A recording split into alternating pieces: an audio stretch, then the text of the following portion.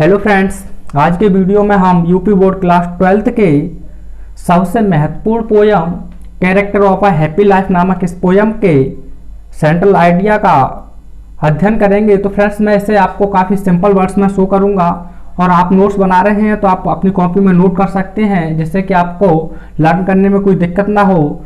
मैं आपको इंग्लिश में लिखने के साथ साथ उसका हिंदी ट्रांसलेशन भी बताऊंगा। आप चाहें तो उसे भी कॉपी में लिख सकते हैं। अगर आपको हिंदी याद होगी तो आप एग्जाम में अच्छी तरह से उसका ट्रांसलेशन करके भी लिख सकते हैं, जिससे कि आपको लर्न करने में भी ज़्यादा दिक्कत नहीं होगी।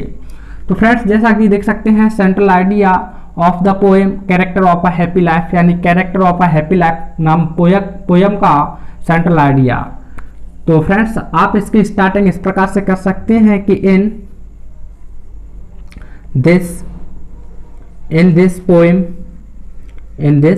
पोयम, यानी कि इस पोयम में या इस कविता में सर, अगर आपको राइटर का नाम पता है तो और अच्छी तरीका और ज़्यादा बेहतर है, यानी सर हेनरी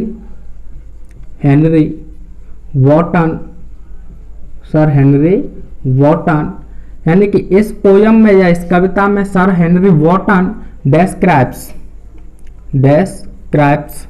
यानी वर्णन करते हैं, डेस्क्राइब्स यानी कि वर्णन करते हैं the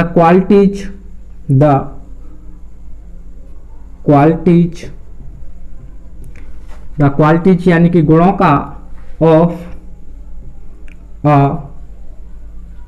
really happy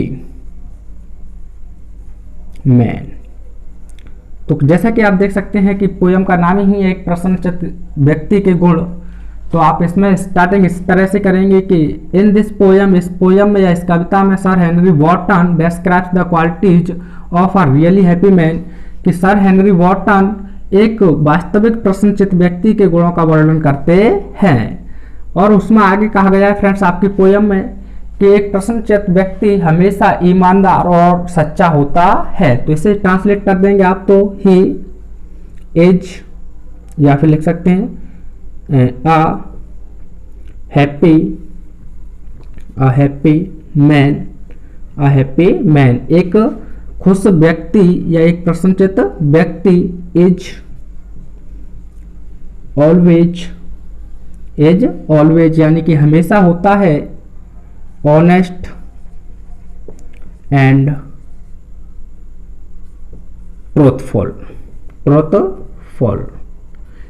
a happy man यानी एक प्रसन्नचित्त व्यक्ति, इज माने होता है, ऑलवेज माने हमेशा या सदैव, ऑनेस्ट माने ईमानदार, एंड और ट्रूथफुल मतलब सच्चा।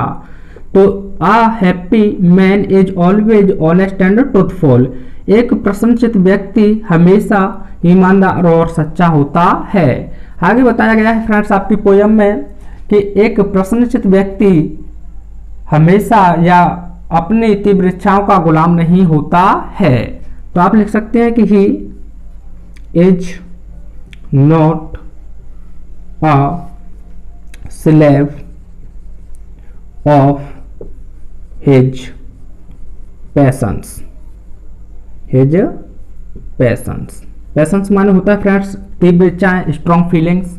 ही माने वह है, इज माने होता है, नॉट माने नहीं, माने एक, स्लेव मतलब दास या गुलाम, ऑफ मतलब का, हिज मतलब अपने, पैशंस मतलब तीव्र इच्छाओं।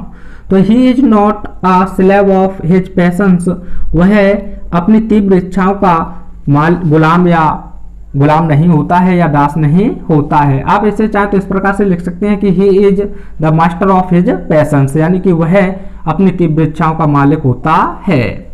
आगे बताया गया है फ्रेंड्स आपकी पोयम में कि वह मृत्यु से डरता नहीं है, अर्थात तो उसे मृत्यु से डर नहीं लगता है। तो आप लिख सकते हैं कि he is not afraid of death. He is not afraid of death, यानी वह उसे मृत्यु से डर नहीं लगता है, अर्थात तो वह मृत्यु से नहीं डरता है। आगे बताया गया है आपकी पोयम में कि वह ना तो राजा की प्रशंसा और अथवा सामान्य से लोगों की चिंता की यानी कि आलोचना की चिंता करता है, ना तो उसे राजाओं के प्रेम की या प्रशंसा की जरूरत होती है, और ना ही उसे सामान्य से लोगों की आलोचना की चिंता होती है। तो आप लिख सकते हैं कि ही केयर्स वह परवाह करता है, नाइदर ना तो नाइदर एक नेगेटिव वर्ड है फ्रेंड्स, इसके साथ हम नॉट शब्द का यूज नहीं कर सकते हैं। His praise he cares neither his praise, वह अपनी प्रशंसा ना तो अपनी प्रशंसा की चिंता करता है, नॉर हिज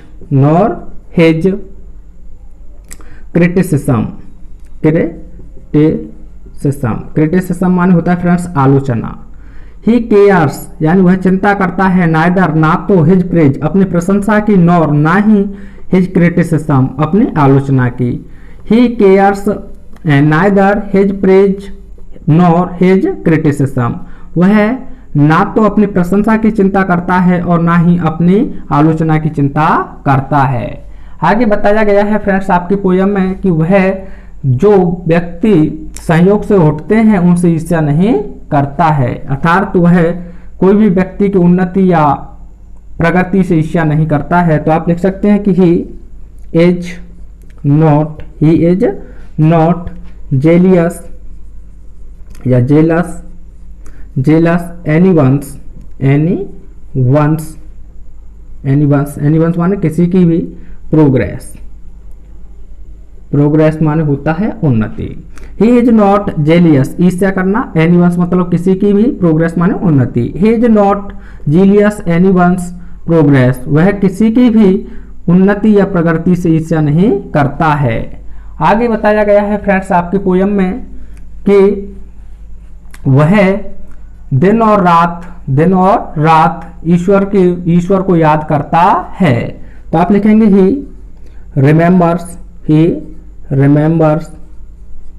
रिमेम्बर्स यानी वह याद करता है गॉड यानी कि ईश्वर को।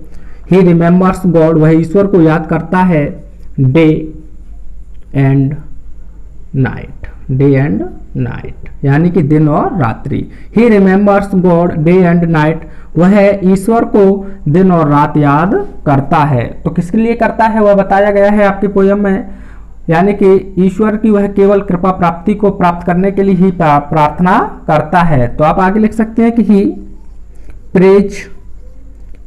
Praise God just his grace मोने होता है फ्रेंड्स कृपा प्राप्ति। तो he praise God just his grace यानी कि वह ईश्वर की केवल उसकी कृपा प्राप्ति प्राप्त करने के लिए प्रार्थना करता है। आगे बताया गया है फ्रेंड्स आपकी पोयम में कि ऐसा व्यक्ति अपने दिन को अच्छी किताब अथवा अच्छे मित्र के साथ व्यतीत करता है। तो आप आगे लिख सकते हैं कि ही स्पेंड्स हिज डे, वह अपने दिन को व्यतीत करता है विद यानी कि साथ, गुड बुक्स और अथवा गुड फ्रेंड्स यानी कि ही स्पेंड्स वह व्यतीत करता है हिज डे अपने दिन को विद साथ गुड बुक्स अच्छी किताबों के और अथवा गुड फ्रेंड्स अच्छे मित्रों के, यानी वह अपने दिन को अच्छी किताबों अथवा अच्छे मित्रों के साथ व्यतीत करता है। तो फ्रेंड्स थोड़ा सा और रह गया है तो मैं उसे ऊपर लिख देता हूं, आप नोट करते रहना या चाहे तो वीडियो को पॉज करके लिख सकते हो बाद में। आगे कहा गया है आपके पोयम में कि उसे ना तो अपनी सफलता और ना अपनी असफलता का डर होता है, यानी वैसे आपकी पोयम में कहा गया है कि ना उसे उठने का ना गिरने का डर होता है। तो आप आगे लिख सकते हैं कि ही इज नॉट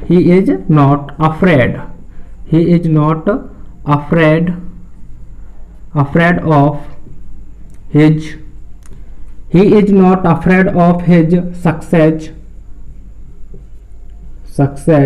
और failures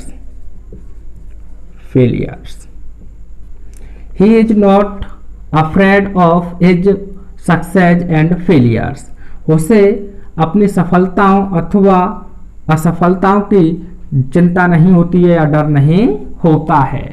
आगे कहा गया है फ्रेंड्स, आपके लास्ट जो स्टैंजा चल रहा है उसी में, कि वह अपने हृदय में अर्थात अपने आप का स्वामी होता है, भले ही उसके पास कुछ भी ना हो। तो आप आगे लिखेंगे कि ही इज रिच, यानी धनी होता है इन his heart, in his heart. He is rich in his heart, वह अपने हृदय में धनी होता है। एंड और एज होता है लॉर्ड, लॉर्ड यानी कि स्वामी, या फिर आप कह सकती हो ईश्वर, of himself, lord of himself, himself. तो और वह स्वयं का स्वामी होता है। तो he is rich in his heart and is lord of himself, वह अपने हृदय में धनी होता है और स्वयं का स्वामी होता है। आगे की जो लास्ट लाइन रहेगी उसमें कहा गया है फ्रेंड्स कि उसके पास कुछ भी ना होते हुए सब कुछ होता है। तो आप कॉमा देकर लिख सकते हैं कि हैविंग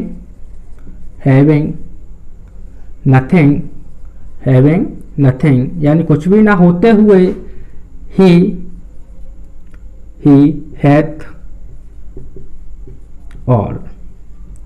हैथ ऑल, यानी उसके पास सब कुछ होता है, यानी उसके पास कुछ भी ना होते हुए उसके पास सब कुछ होता है।